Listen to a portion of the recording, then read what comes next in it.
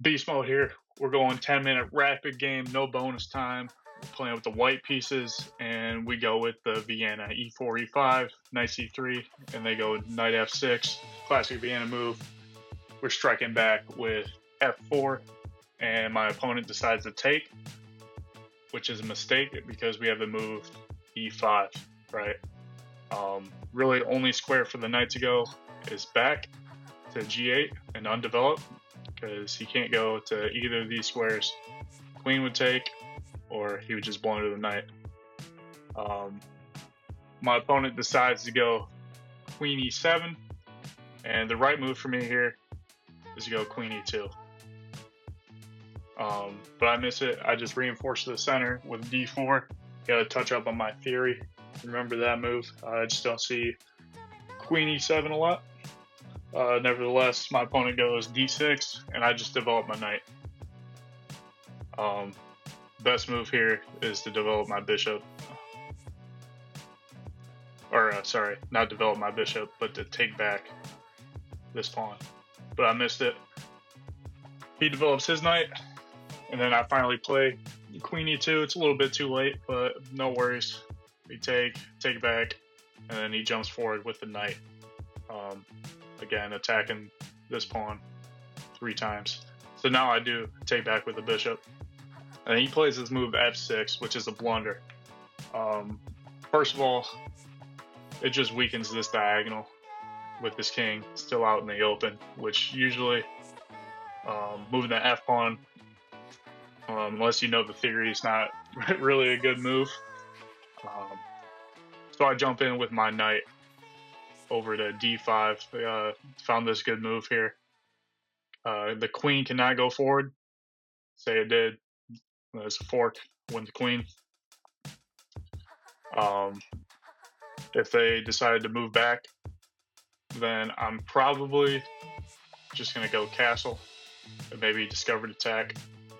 The only square that's viable for my opponent's queen is this f7 square, which they play. And then I find this nice little sequence right here. Push the pawn forward to e6, right? Can't take with the queen again because fork. So they take with the bishop, which I anticipated them, but I calculated it. Since I moved the pawn forward, my bishop now sees this c7 square. So I give a check. King is forced to move. And then I long castle. King moves over to d8. And then I win the bishop. So nice little sequence there. They jump in with their knight and immediately blunder checkmate. Right? So I think the key in this game is finding this pawn push move right here. Right? Forced to take because, or else I would take the queen. And I find that nice check there. And then my opponent just blundered checkmate in one move. So let's take a look at the theory so we can memorize it going forward. In the game, it went e4, e5, knight c3, knight f6, f4, and they took. We pushed forward, and then my opponent went queen e7. And I do have this move in my theory board.